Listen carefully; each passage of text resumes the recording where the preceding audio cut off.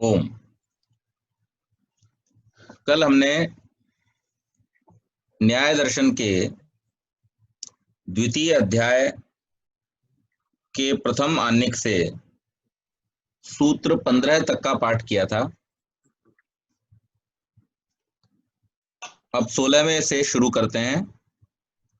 प्रमाण प्रमेय भाव तुला प्रामाण्य के समान होता है। सूत्र दिया है प्रमेयता च तुला प्रामाण्यवत।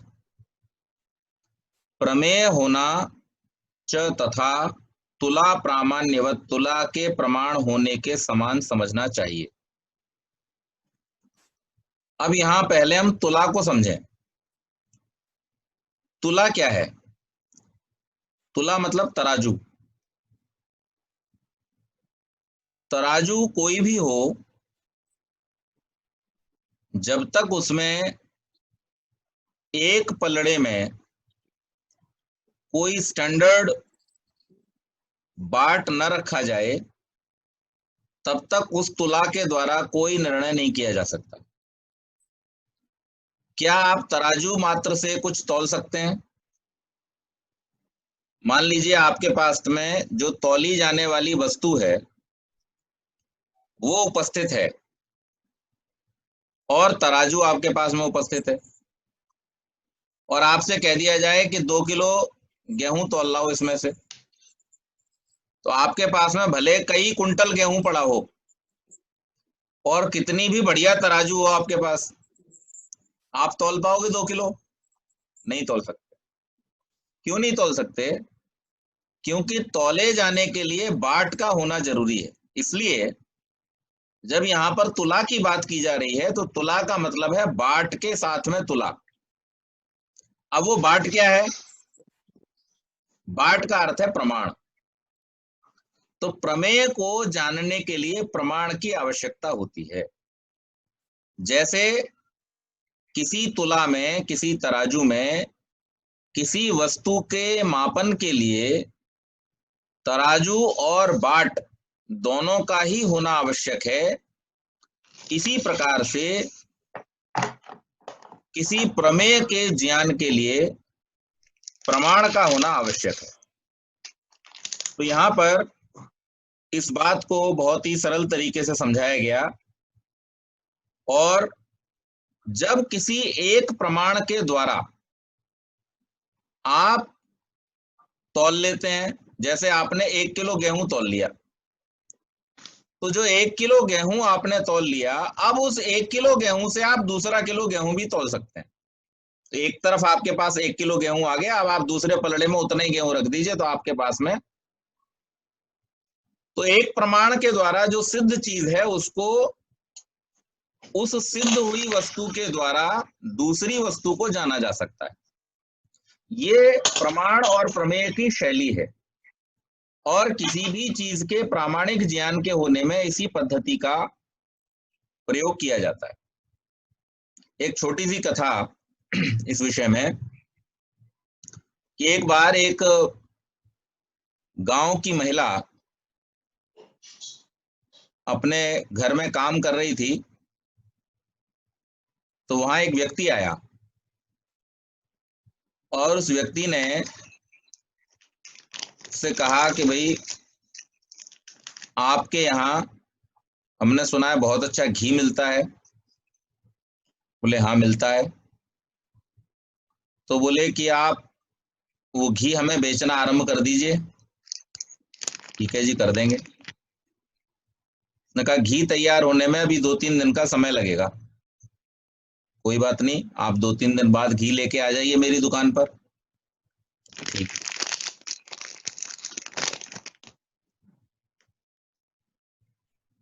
तो वो महिला जो थी, इस बीच में जब तक घी तैयार होता, क्योंकि घी तैयार होने की प्रक्रिया आपको मालूम है, दूध से पहले मलाई निकाली जाएगी, दही जमाया जाएगा, फिर भिगोया जाएगा, तब जाके घी तैयार होगा मक्खन से।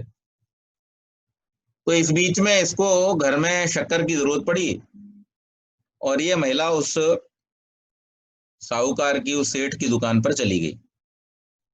इसने भी सोचा कि भाई अब हमें आ रहा, जब इनसे लेन देन का व्यवहार शुरू होने ही वाला है तो हम क्यों ना इन्हीं के यहाँ से सामान लें।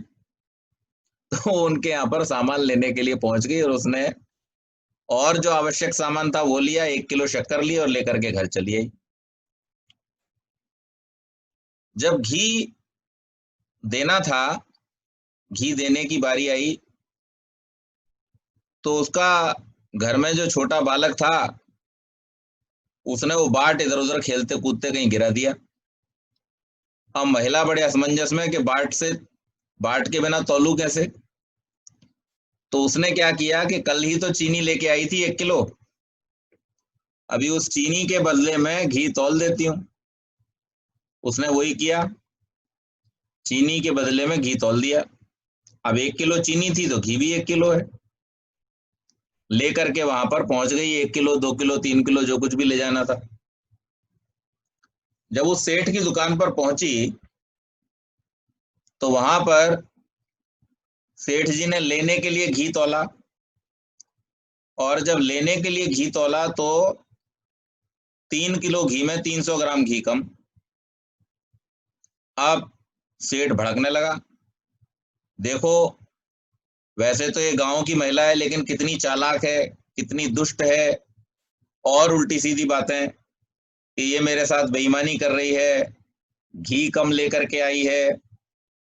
अब वो महिला बेचारी घबरा गई, रोने लगी, भीड़ इकट्ठी हो गई। क्या बात है?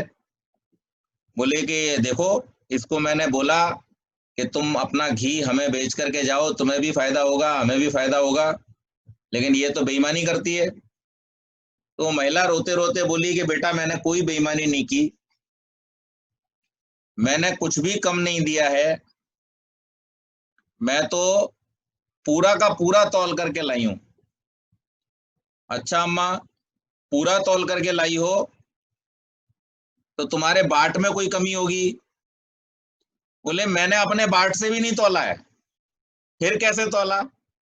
बोले कल मैं इसके यहाँ 1 किलो चीनी लेने आई थी, इसी के यहाँ से जो 1 किलो चीनी लेके गई थी उसी के बदले मैंने उतना ही तौल दिया। जो ये बात उसने कही, सेठ का सारा पारा नीचे आ गया और उसे याद आ गया कि बेईमानी तो मैं ही करता हूँ, देने वाले बाट अलग है और लेने वाले बाट अलग है। जब देता हूं तो दूसरे बाट प्रयोग करता हूं, जब लेता हूं तो अपने असली बाट प्रयोग करता हूं। तो जब बाट गड़बड़ हो गया तो वजन भी गड़बड़ हो गया। इसी प्रकार से तराजू आपका चाहे सोने का ही क्यों ना बना हो, अगर बाट ठीक नहीं है तो उस तराजू से तौली हुई वस्तु का कोई मूल्य नहीं।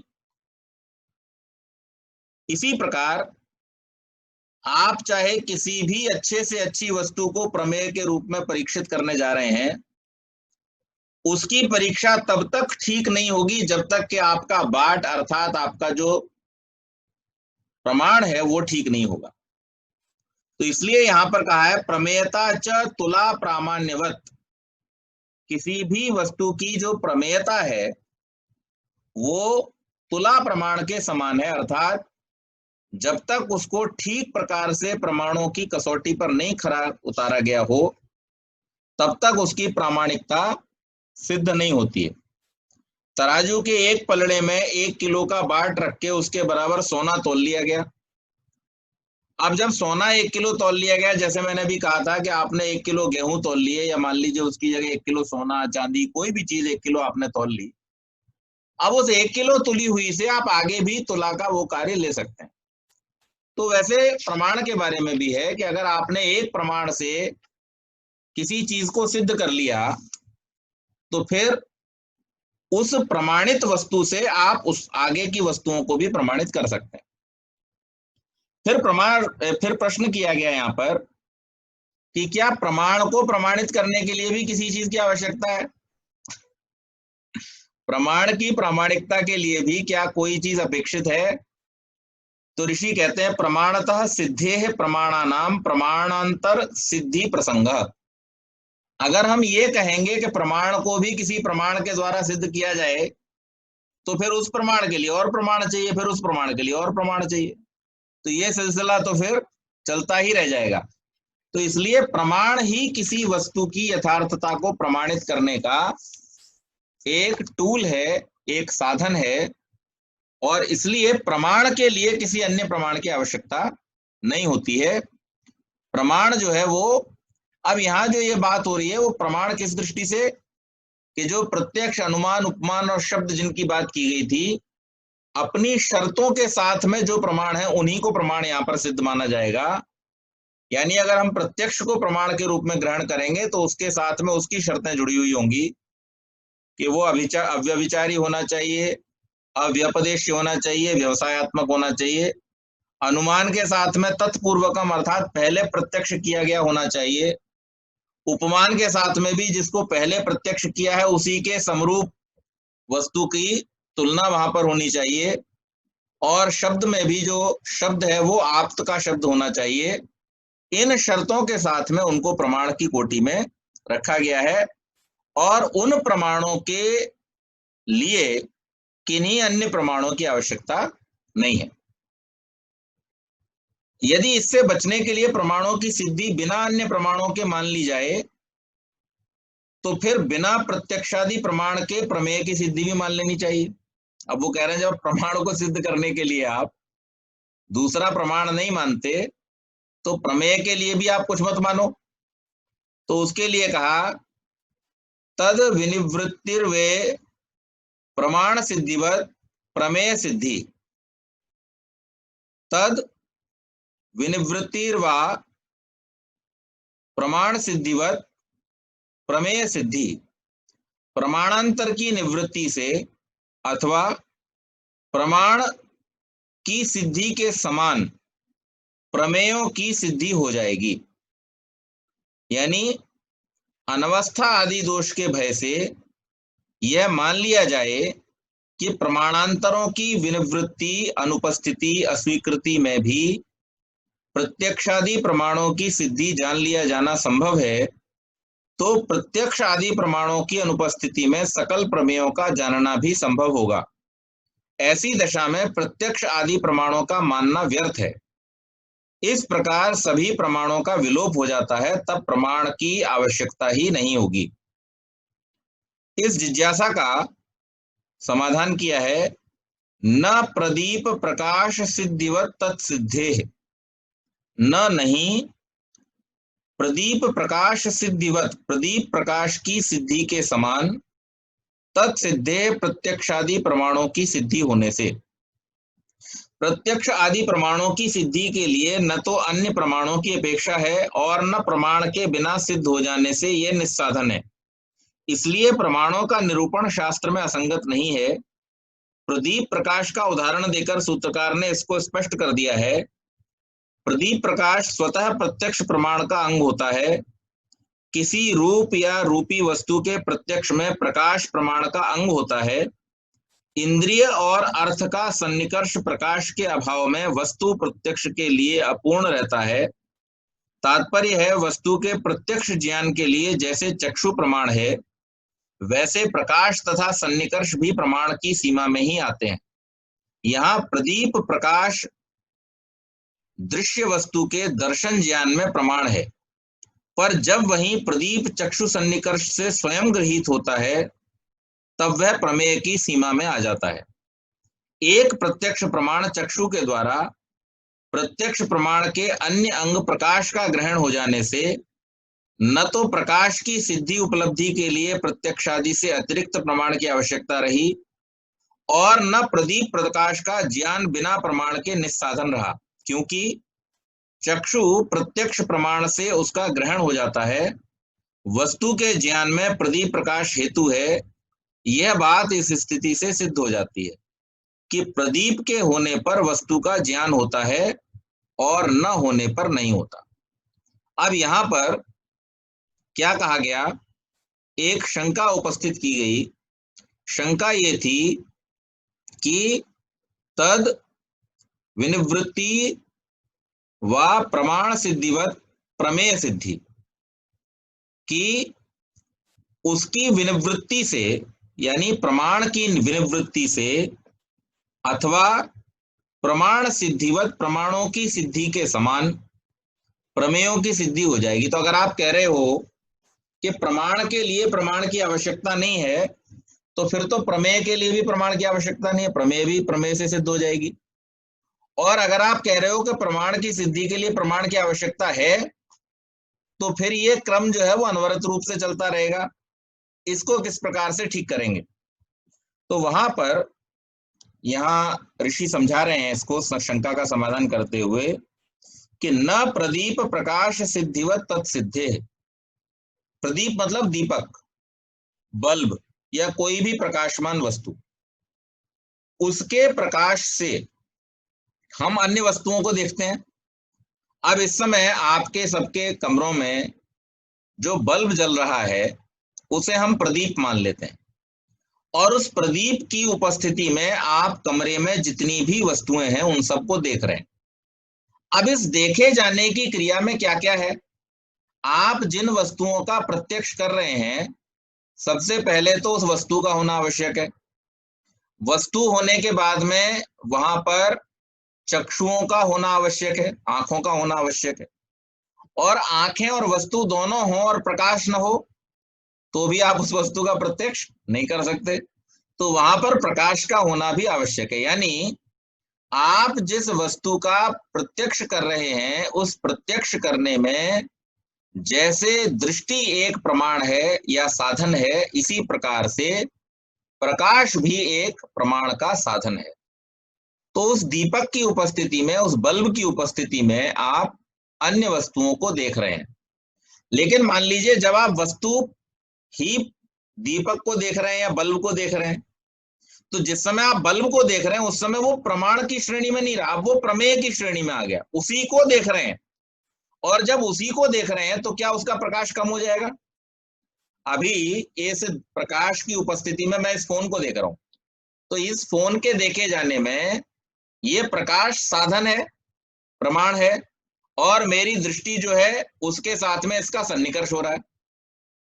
अब मान लीजिए कि मैं इस फोन की जगह अब मैंने इस बल्ब को देखना शुरू कर दिया। जब मैं इस बल्ब को देख रहा हूं तो अब ये प्रमाण नहीं रहा, अब ये प्रमेय हो गया, मैं इसी को देख रहा हूं। लेकिन इसकी रोशनी में कोई कमी आई क्या? नहीं, ये तो जैसा चल रहा था वैसा ही चल रहा है।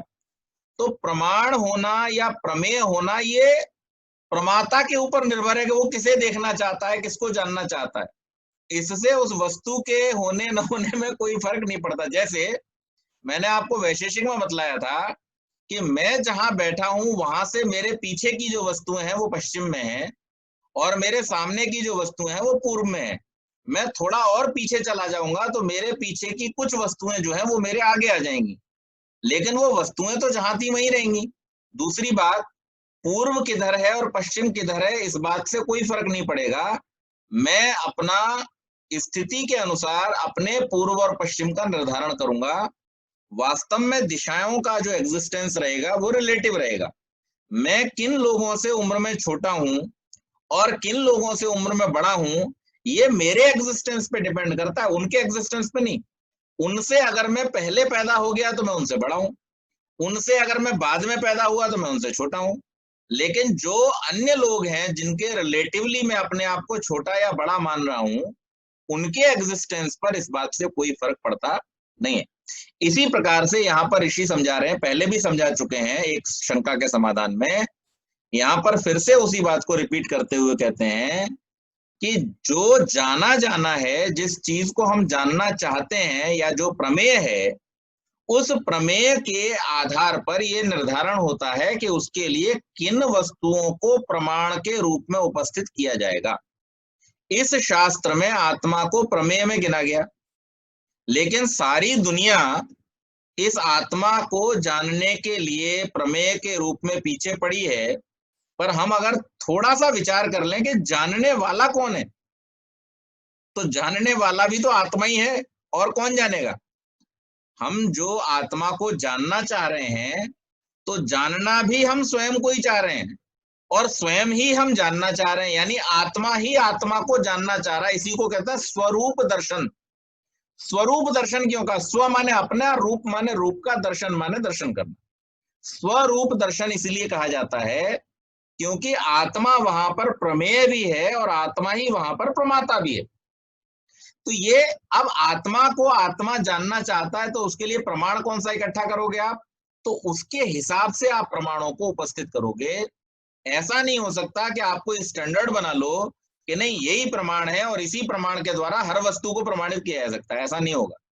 हर चीज के लिए आप अगर दुकान पर जाकर के, जनरल स्टोर पर जाकर के कहोगे कि 1 किलो तेल दे दो या 1 लीटर आटा दे दो, तो वो आपसे कहेगा आपकी जगह एक नेशनल पार्टी के अध्यक्ष के रूप में है, आपकी जगह मेरी दुकान पर नहीं है। बराबर है। आप 1 लीटर आटा मांगोगे और 1 किलो तेल मांगोगे, यानी कौन सी चीज की कौन सी यूनिट है, किसके द्वारा किसको जाना जाना है, ये बेसिक ज्ञान तो आपको होना ही चाहिए ना। अगर आपको यही ज्ञान नहीं है कि आप क्या करने जा रहे हो, आप क्या लेने जा रहे हो, किस चीज को आप प्रूव करना चाहते हो, किस चीज को आप प्रमाणित करना चाहते हो, तो फिर आप किसी भी कसौटी पर नहीं पहुंचोगे, किसी भी स्थिति में, निर्णायक स्थिति में आप नहीं पहुंचोगे।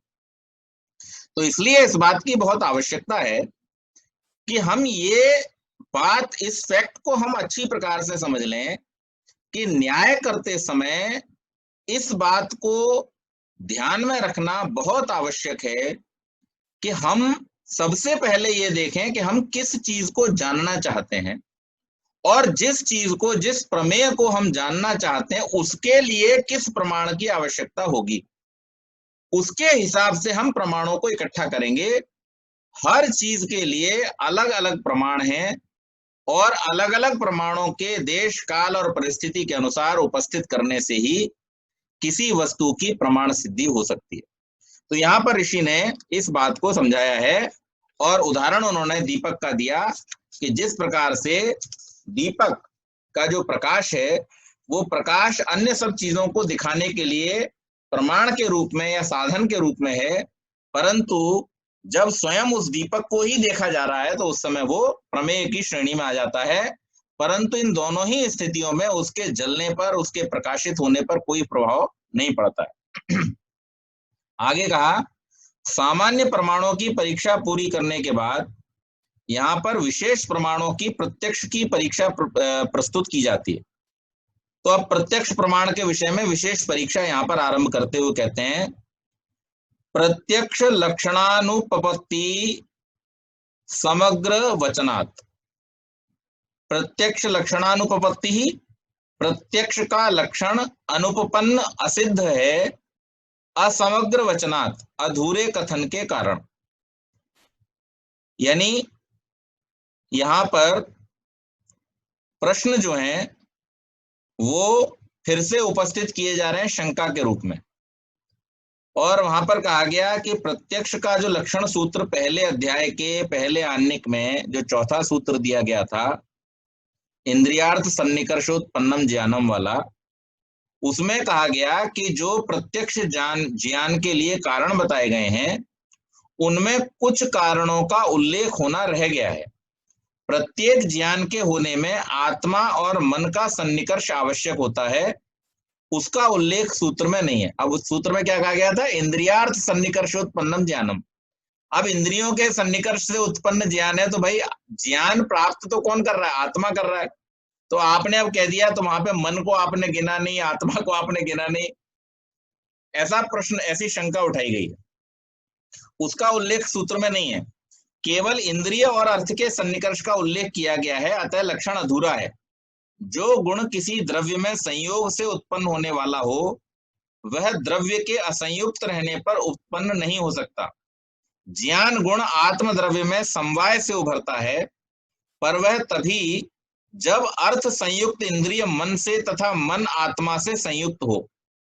हम जानते हैं कि इंद्रियार्थ सन्निकर्ष के अनंतर आत्मा में वस्तु विषयक ज्ञान उत्पन्न होता है।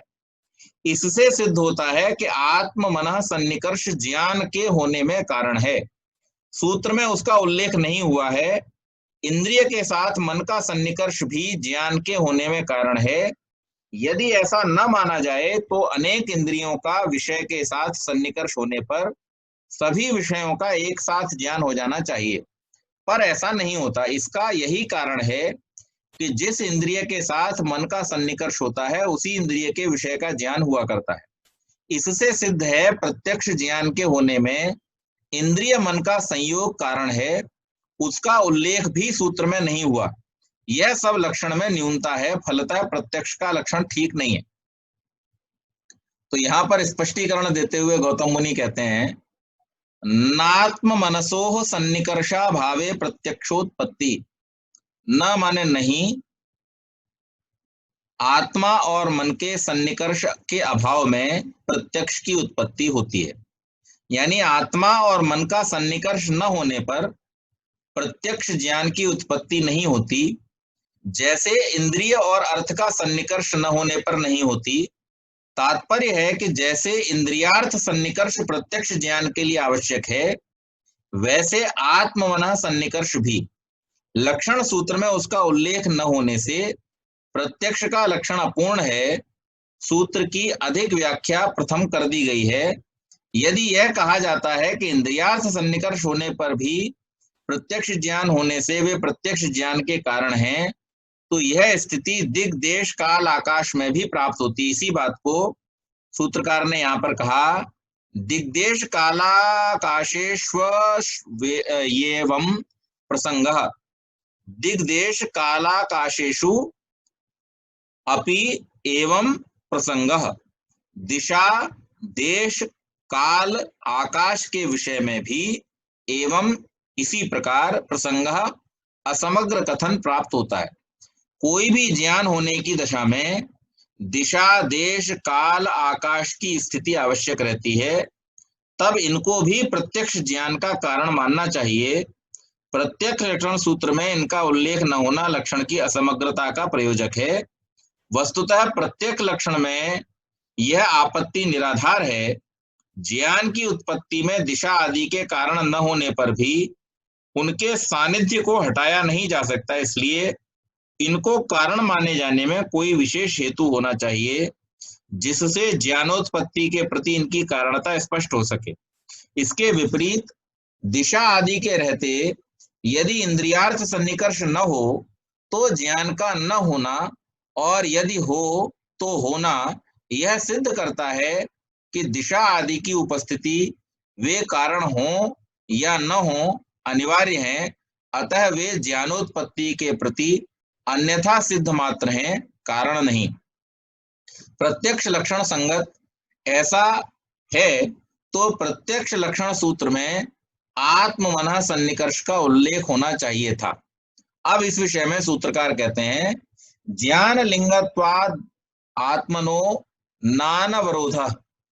ज्ञान के लिंग होने से आत्मनः आत्मा का न नहीं अनवरोध असंग्रह, यानी आत्मा का विशेष गुण होने से ज्ञान आत्मा का लक्षण है। आत्मा ज्ञान से ज्ञाप्य बोध्य होता है, आत्मा के अस्तित्व का यह बोधक है। ज्ञान का उत्पन्न होना यह स्पष्ट करता है कि ज्ञान का समवायी कारण आत्मा वहां विद्यमान है। आत्मा के ऐसे गुण की उत्पत्ति बिना असमवायी कारण के हो नहीं सकती। उसका असमवायी कारण आत्ममनः संयोग है, इसलिए आत्मा एवं आत्ममनः संयोग के प्रत्यक्ष लक्षण सूत्र में अपठित होने पर भी उनका संग्रह हो जाता है। फलतः सूत्र में न पढ़े जाने पर भी प्रत्यक्ष ज्ञान के प्रति इनकी कारणता निश्चित है। अब यहाँ पर यह शंका की गई थी कि भाई आपने पहले कहा कि किसी भी ज्ञान के होने में जो परिपाटी है वो क्या है कि किसी विषय के साथ में इंद्रिय का संयोग होगा, इंद्रिय के साथ में मन का संयोग होगा, मन के साथ में आत्मा का संयोग होगा, तब उसको ज्ञान प्राप्त होगा। लेकिन जब आपने सूत्र लिखा प्रत्यक्ष करने का, तब आपने ऐसे लिख दिया इंद्रियार्थ सन्निकर्षोत्पन्नम ज्ञानम, कि इंद्रियों और उसके अर्थ के सन्निकर्ष होने से उत्पन्न जो ज्ञान है उसी को प्रत्यक्ष कहते हैं। तो यहाँ पे न तो आपने आत्मा का नाम लिया, न मन का नाम लिया, ना आत्मा और मन के संयोग का नाम लिया, और ना ही मन और इंद्रिय के संयोग का नाम लिया। तो आपका सूत्र तो कैसा रह गया, अधूरा रह गया। तो उसके बारे में जो शंका की गई, तो ऋषि कहते हैं कि भाई आत्मा का मन के साथ और मन का इंद्रियों के साथ जो होना है संयोग का, वो कब होता है? आत्मा की उपस्थिति में ही होता है। यदि आत्मा न हो तो ये घटना घटेगी नहीं, क्योंकि इंद्रिय की शक्ति नहीं रहेगी। आत्मा नहीं है तो मन नहीं है, मन नहीं है तो इंद्रिय नहीं है, इंद्रिय नहीं है तो सन्निकर्ष नहीं है। तो जब हम ये कह रहे हैं कि इंद्रिय का उसके अर्थ के साथ में सन्निकर्ष, तो वहां पर ये बात तो स्पष्ट हो गई पहले ही कि वहां पर मन और आत्मा तो उपस्थित है ही। यदि आत्मा नहीं होगा तो ये इंद्रियां रहेंगी किसके साथ? क्योंकि इंद्रियां किसका हिस्सा है? सूक्ष्म शरीर का। सूक्ष्म शरीर में इंद्रियां और मन। दूसरी बात उन्होंने कहा कि जो इंद्रिया का सन्निकर्ष की बात कह दी, तो इंद्रियों के अंदर मन भी ग्रहित हो जाता है। अब इंद्रिय, मन आंतरिक इंद्रिय है और चक्षु जो है वो बाह्य इंद्रिय है। तो बाह्य इंद्रिय ने ग्रहण किया, ग्रहण करके आंतरिक इंद्रिय मन को दिया, मन ने आत्मा को दिया, और ग्रहण करने वाला आत्मा बैठा हुआ है। यदि ये आत्मा उपस्थित न होता तो न तो मन होता, न इंद्रिय होती, न विषय के साथ सन्निकर्ष होता, न ज्ञान होता। तो इस बात को कहा जाना अलग से कोई आवश्यक नहीं है, जब यहाँ पर ज्ञान की उत्पत्ति की बात की जा रही है। दूसरी बात, दूसरा प्रमाण क्या दिया कि ज्ञान जो है वो आत्मा का ही लक्षण है। पहले आत्मा के जो लक्षण बतलाए, इच्छा, द्वेष, प्रयत्न, सुख, दुख, ज्ञान, तो ये जो 6 चीजें बतलाई, इच्छा, द्वेष, प्रयत्न, सुख, दुख, ज्ञान, ये जो छठा लक्षण ज्ञान है वो आत्मा का ही लक्षण है। आत्मा जहां है वहीं ज्ञान है, आत्मा जहां नहीं है वहां ज्ञान होगा ही नहीं। तो जब वहां पर कह दिया गया इंद्रियार्थ सन्निकर्षोत्पन्नम ज्ञानम, तो इंद्रियों के उनके अर्थों के साथ सन्निकर्ष होने पर उत्पन्न होने वाला जो ज्ञान है, तो जब ज्ञान भी उपस्थित कर दिया, सन्निकर्ष भी उपस्थित कर दिया, इंद्रियों की क्षमता भी उपस्थित कर दी, तो वहां आत्मा और मन को अलग से कहने की आवश्यकता नहीं रह जाती। जैसे हम लोग जब किसी से बात करते हैं तो क्या पूछते हैं? अरे भाई कहाँ से आ रहे हो? ये तो नहीं कहते आप कहाँ से आ रहे हो। वहां पर आप तो छुपा हुआ है, उसको अलग से बोलने की जरूरत ही नहीं। अच्छा इधर आओ, तो आप इधर आओ तो नहीं कहते ना। जब वो नहीं समझता तब उससे कहते हैं आप इधर आओ। या वहां 4 लोग खड़े हैं, उनमें से कहते हैं भाई आपका जो नाम लेकर के आप इधर आओ। लेकिन अगर 2 व्यक्ति हैं तो क्या कहते हैं? आप इधर आओ। तो वहां पर आप क्यों, ये इधर आओ, तो आप क्यों नहीं लगाया? क्योंकि वो अंडरस्टूड है कि जब मैं हूं और मुझसे कहा जा रहा है तो मुझे ही जाना है। इसी प्रकार से यहां पर इसको समझना चाहिए। यदि ऐसा है तो इंद्रिय मन संयोग का उल्लेख तो लक्षण सूत्र में होना चाहिए था। इसलिए तो इस विषय में फिर आगे कहा, तद योग पद्य लिंगत्वाच न मनसः, उसका अयोग पद्य एक साथ ज्ञान का न होना लिंग होने से तथा न नहीं मन का होता है। यानी मन का लक्षण ही पहले बतला दिया कि उसको युगपत ज्ञान नहीं होता, और जब ये उसका लक्षण ही है तो फिर जिस इंद्रिय से ज्ञान के ग्रहण होने की बात कही जा रही है, यानी मैंने जब जिस समय आम के स्वाद का ग्रहण किया, तो स्वाद का ग्रहण जिस समय मैं कर रहा था उस समय मेरा मन कहां पर था? रसना के साथ में था, रसनेन्द्रिय के साथ में था। और जिस समय मैं आम के रूप, रंग, आकार का ग्रहण कर रहा था उस समय कैसा था? मेरा मेरा मन किसके साथ में संयुक्त था? दृश्य इंद्रिय के साथ में, मेरी आंखों के साथ में था। और जिस समय मैं आम की खुशबू ले रहा था, सुगंधी सूंघ रहा था, उस समय मेरी घ्राणेन्द्रिय के साथ में था, नाक के साथ में था। और जब मैं आम के स्पर्श का अनुभव कर रहा था उस समय वो क्या था? वो मेरे त्वचा के संपर्क में था। यानी जब जब मैंने जिस जिस विषय के साथ में, जिस जिस अर्थ के साथ में अपनी इंद्रिय का सन्निकर्ष किया, तब तब मेरे मन ने उस ज्ञान को ग्रहण किया। और मन का लक्षण ही पहले बतला दिया कि ये मन जो है वो एक समय में एक ज्ञान को ही ग्रहण करता है, युगपत ज्ञान को ग्रहण न करना ही इसका लक्षण है। तो वहां पर ये बात पहले से ही स्पष्ट कर दी गई है कि ये मन उस इंद्रिय के साथ में उस समय में संलग्न था जिससे इसने ज्ञान का ग्रहण किया। तो उसको भी अलग से कहने की आवश्यकता नहीं है। फिर आगे पूछा, प्रत्यक्ष लक्षण में इंद्रियार्थ सन्निकर्ष का उल्लेख क्यों किया? आत्ममना सन्निकर्ष और मन इंद्रिय सन्निकर्ष प्रत्यक्ष ज्ञान में कारण है, ये बात स्वीकृत है। और निमित्तांतर से उनका संग्रह भी लक्षण में स्वीकार किया गया। फिर सूत्र में उनका उल्लेख क्यों नहीं किया गया तथा इंद्रियार्थ सन्निकर्ष का केवल क्यों किया गया? तो यहाँ पर अब जब दो बातों को नकार दिया कि भाई आत्मा और मन के साथ इंद्रिय के सन्निकर्ष को अलग से कहने की आवश्यकता नहीं है, तो फिर उन्होंने पूछा कि भाई फिर इंद्रियों के अर्थों के साथ में संयोग की बात कहनी क्यों आवश्यक है। तो उसका समाधान करते हुए ऋषि कहते हैं, प्रत्यक्ष निमित्तत्वात् चेन्द्रियार्थयोः सन्निकर्षस्य स्वशब्देन वचनम। प्रत्यक्ष निमित्तत्वात्, प्रत्यक्ष का निमित्त होने से, च केवल, इंद्रियार्थयोः इंद्रिय और अर्थ के, सन्निकर्षस्य सन्निकर्ष का, स्वशब्देन स्वशब्द से, इंद्रिय और अर्थ इन अपने साक्षात पदों से, वचनम कथन है लक्षण सूत्र में। प्रत्यक्ष लक्षण सूत्र में इंद्रिय और अर्थ के सन्निकर्ष का साक्षात अपने वाचक पदों से कथन इसी कारण है कि इंद्रियार्थ सन्निकर्ष केवल प्रत्यक्ष ज्ञान का निमित्त होता है, अन्य अनुमिति आदि ज्ञान का नहीं।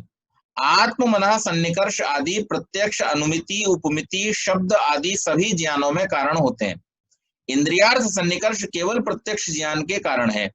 जो ज्ञान सामान्य में कारण है उनका उल्लेख प्रत्यक्ष ज्ञान विशेष के लक्षण में करना अनुपयुक्त था। उल्लेख न करने पर भी प्रत्यक्ष ज्ञान के प्रति उनकी कारणता में कोई बाधा नहीं आती। तो यहाँ पर कहा कि आपने आत्मा मन के साथ में और मन का इंद्रिय के साथ में जो होने वाला सन्निकर्ष है ज्ञान की प्राप्ति में, उसका उल्लेख तो नहीं किया, और क्यों नहीं किया वो भी आपने समझा दिया। लेकिन फिर आपको इंद्रिय और अर्थ के साथ में सन्निकर्ष की आवश्यकता क्या थी उल्लेख करने की? तो उन्होंने कहा इसलिए किया क्योंकि इंद्रिय और अर्थ का जो सन्निकर्ष है वही प्रत्यक्ष की श्रेणी में आता है। जो मन और इंद्रिय का सन्निकर्ष और आत्मा और मन का सन्निकर्ष है वो तो बाकी सारे ज्ञानों में भी आपको चाहिए। आपको अनुमान करना है तो भी आपके मन के साथ में आपके आत्मा का सन्निकर्ष और इंद्रिय के साथ में मन का सन्निकर्ष होना चाहिए। इसी प्रकार से आप उपमान कर रहे हैं तो उपमा के समय में भी आपका मन और आत्मा का सन्निकर्ष होना चाहिए। और तीसरा जो शब्द है, किसी से आपने शब्द के द्वारा कोई बात सुनी है तो वहां पर भी मन का इंद्रिय और इंद्रिय का मन का आत्मा के साथ में सन्निकर्ष होना आवश्यक है। तो ये तो कॉमन है, ये तो सब प्रकार के प्रमाणों में आपको आवश्यक है ही। लेकिन केवल मात्र एक सन्निकर्ष ऐसा है जो केवल और केवल प्रत्यक्ष का लक्षण है, और वो लक्षण क्या है कि आपकी इंद्रिय से आपके इंद्रिय के सामने उपस्थित जो उसका विषय है उसका सन्निकर्ष हुआ, उसी को केवल हम प्रत्यक्ष कहते हैं, अन्य को हम प्रत्यक्ष नहीं कहते। जैसे मैंने देखा तो प्रत्यक्ष है, अगर आपने देख करके मुझे बताया तो वो शब्द की प्रमाण की कोटि में आएगा, वो प्रत्यक्ष प्रमाण की कोटि में नहीं आएगा।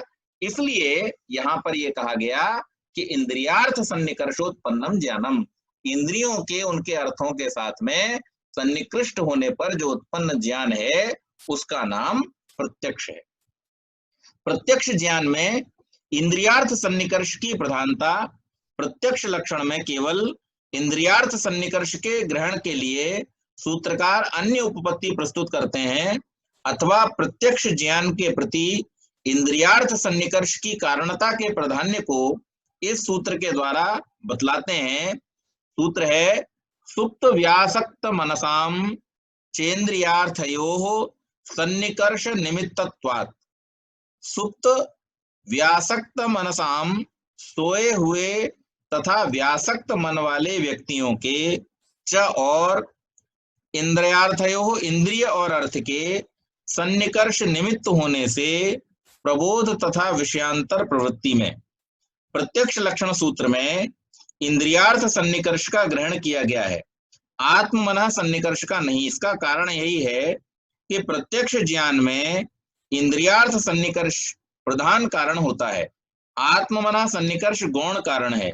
इस वास्तविकता को इस प्रकार से समझना चाहिए कि जब व्यक्ति ये संकल्प करके सोता है कि मुझे किस समय उठना है, हम लोग भी प्रयोग करते हैं कभी कभी, सुबह की फ्लाइट हो, ट्रेन हो, तो हम लोग ये अलार्म तो लगा देते हैं, लेकिन फिर भी ये विचार करके सोते हैं कि भाई सुबह 4 बजे उठना है या 3 बजे उठना है।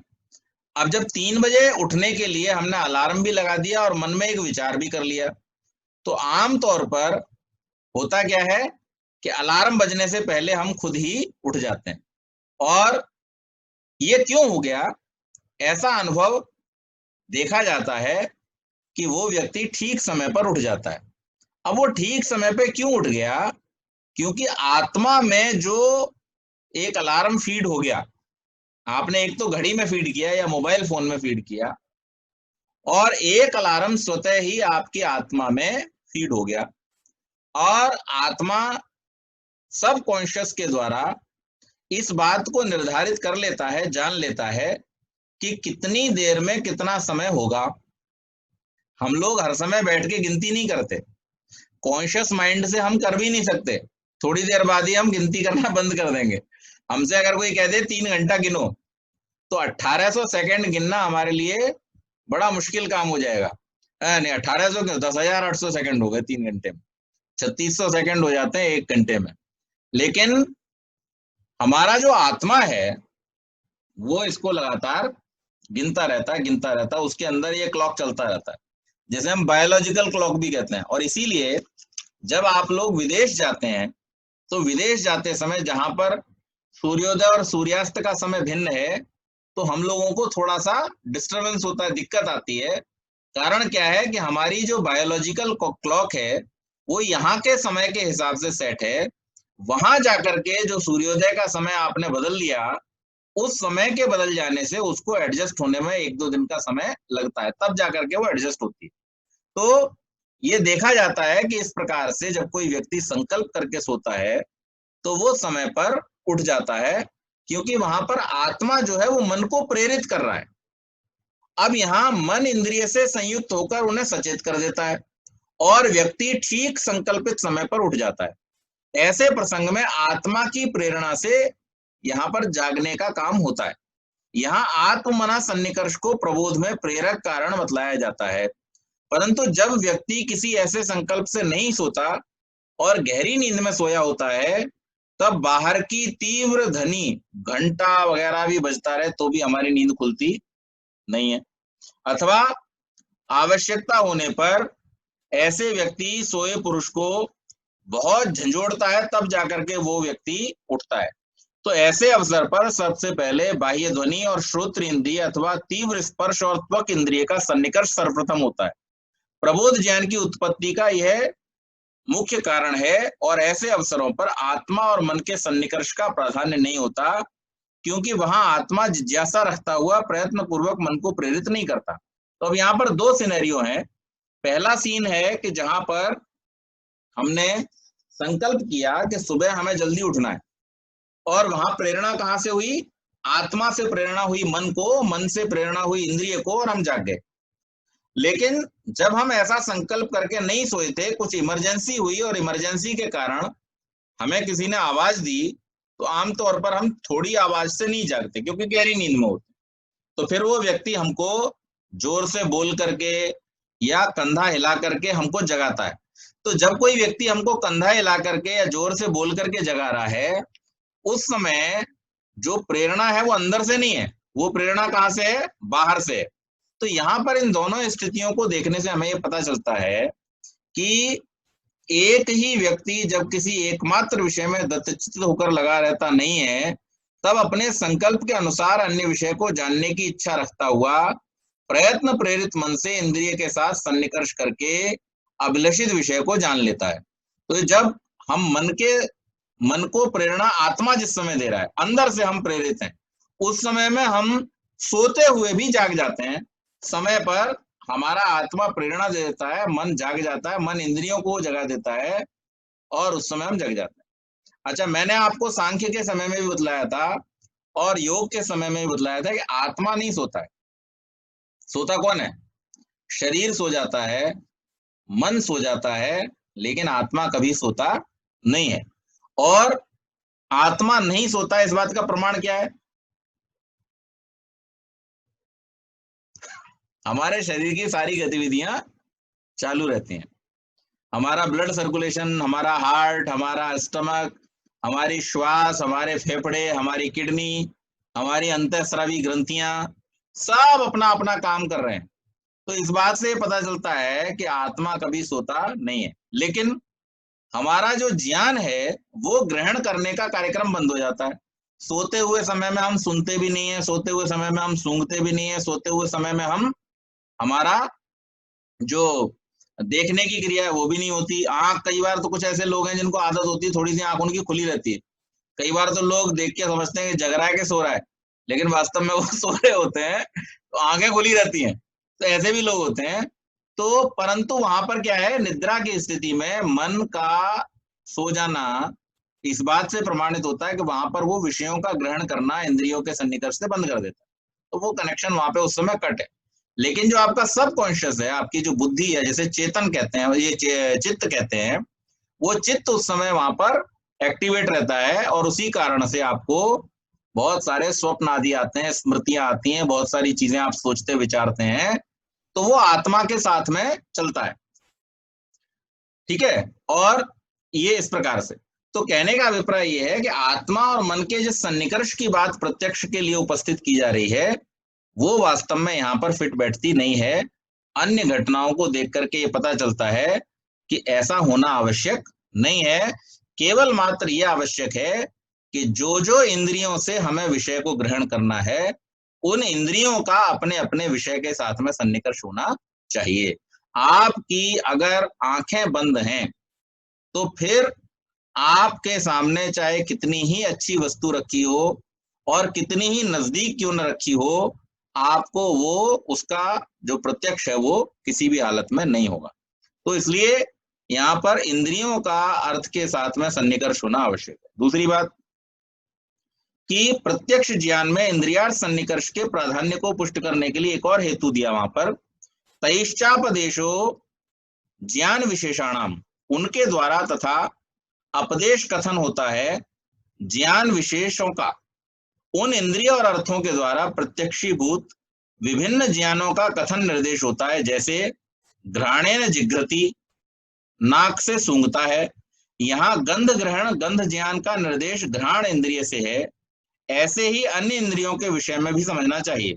जैसे चक्षुषा पश्यति, आंखों से देखता है, रसनया रसयति, जीभ से चखता है, त्वचा स्पृशति, त्वचा के द्वारा स्पर्श करता है, श्रोत्रेण शृणोति, कानों के द्वारा सुनता है। तो हर इंद्रिय का अपने अपने विषय के साथ में ही सन्निकर्ष होता है, और अपने अपने विषय का ही उसके द्वारा ग्रहण किया जाता है। इस बात से भी ये स्पष्ट हो रहा है कि इंद्रियों का सन्निकर्ष ही मुख्य है, और इसीलिए सूत्र के अंदर उसकी उपस्थिति मुख्य है। मन और इंद्रिय का तथा मन और आत्मा का जो सन्निकर्ष है वो वहां पर कॉमन है, और कॉमन होने के कारण से उसको वर्णित करना आवश्यक नहीं है। प्रत्यक्ष लक्षण में मन इंद्रियां सन्निकर्ष का निर्देश आवश्यक है। तो फिर शिष्य आशंका करता है कि प्रत्यक्ष लक्षण में इंद्रियार्थ सन्निकर्ष का उल्लेख किया, आत्ममना सन्निकर्ष का नहीं किया, क्योंकि सुप्त और व्यासक्त चित्त व्यक्तियों को ज्ञान होने का निमित्त इंद्रियार्थ सन्निकर्ष रहता है। यह कथन अन्य शास्त्रीय कथन का विरोधी होने से ठीक नहीं है। तो इस आशंका का भी निवारण करते हुए सूत्रकार कहते हैं, व्याहत तत्वाद हेतु, व्याह तत्वाद हेतु, विरोधी होने से हेतु ठीक नहीं है। ये जो बात आप कह रहे हैं, ये बात इसलिए ठीक नहीं है क्योंकि ये विरोधी है। और 26वें सूत्र में जो बात कही गई कि आत्ममना सन्निकर्ष की कारणता का निषेध नहीं होता है, परंतु जो आशंका करने वाला शिष्य है उस कथन की यथार्थ पूर्णता को न समझकर विरोध की भावना से, अब वही वाली बात यहाँ पर क्या हो गया, ये वितंडा की स्थिति आ गई कि हम अपना पक्ष नहीं रखेंगे, आपकी बात का केवल विरोध करने के लिए हम विरोध करेंगे कि इस शास्त्र में ऐसा नहीं कहा, उस शास्त्र में ऐसा नहीं कहा। तो ऋषि यहाँ पर कहते हैं कि ऐसा नहीं है। आप केवल मात्र विरोध करने के लिए अगर विरोध करेंगे तो उसको नहीं स्वीकार किया जाएगा। आत्मा के सन्निकर्ष को, मन के सन्निकर्ष को कहीं पर भी नकारा नहीं गया है, परंतु चूंकि वो अन्यों में भी उपस्थित हैं, इसलिए उसको यहाँ पर कहने की आवश्यकता नहीं है। वो तो एक कॉमन चीज है जो होनी ही होनी है।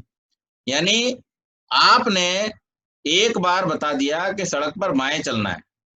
अब कौन सी सड़क वन वे है, कौन सी सड़क पे जो पट्टियां बनी होती हैं बहुत सारी, येलो कलर की, व्हाइट कलर की, कहीं पर पूरी एक पट्टी होती है, कहीं पर टुकड़े टुकड़े में होती है, कहीं पर एक साइड में सीधी होती है, एक साइड में टुकड़े टुकड़े में होती है। वो हर पट्टी का, रोड पर बने हुए हर साइन का अलग अलग मीनिंग है। जेब्रा क्रॉसिंग है, उस पर अलग अलग मीनिंग है। और वहां हर जगह निर्देश दिया होता है कि यहाँ पर बाएं ही चलना है, यहाँ पर वन वे ट्रैफिक है। लेकिन क्या आपने कहीं सड़क पे ये लिखा देखा है जगह जगह कि बाएं चलें? ये तो पूरे देश में एक ही व्यवस्था, आपको बाएं ही चलना है, आपको दाएं चलना ही नहीं है। जब भारतवर्ष में सड़क पर बाएं ही चलने का प्रावधान है, तो वो बात आपको जगह जगह लिख करके बताने की आवश्यकता नहीं रह जाती है, क्योंकि वो एक सामान्य बात हो गई, वो एक कॉमन बात हो गई। जो वहां पर विशेष है कि कौन सा सड़क वन वे है, कौन सा दोनों तरफ से चलेगा, कहां पर आप ओवरटेक कर सकते हैं, कहां पर आप ओवरटेक नहीं कर सकते हैं, कहां पर आपको किसको पहले जाने देना है, कौन से वाहनों को आपने पहले जाने देना है, किसके पीछे आपको चलना है, ये सारी जो विशेष सूचनाएं हैं वो दी जाती हैं। लेकिन जो एक सामान्य सूचना है कि आपको बाएं चलना है, ये जगह जगह बताने की आवश्यकता नहीं होती। तो इसी प्रकार से यहाँ पर ऋषि ने ये बतला दिया पहले ही कि आत्मा ज्ञान प्राप्त करने वाला जो प्राप्त करता है, और दूसरा मन उसका साधन है। मन जब तक इंद्रियों के साथ में सन्निकर्ष नहीं होगा उसका, तब तक वो उस इंद्रिय से विषय ग्रहण नहीं करेगा। दूसरा ये भी बतला दिया था कि एक समय में मन एक ही इंद्रिय से विषय का ग्रहण करेगा।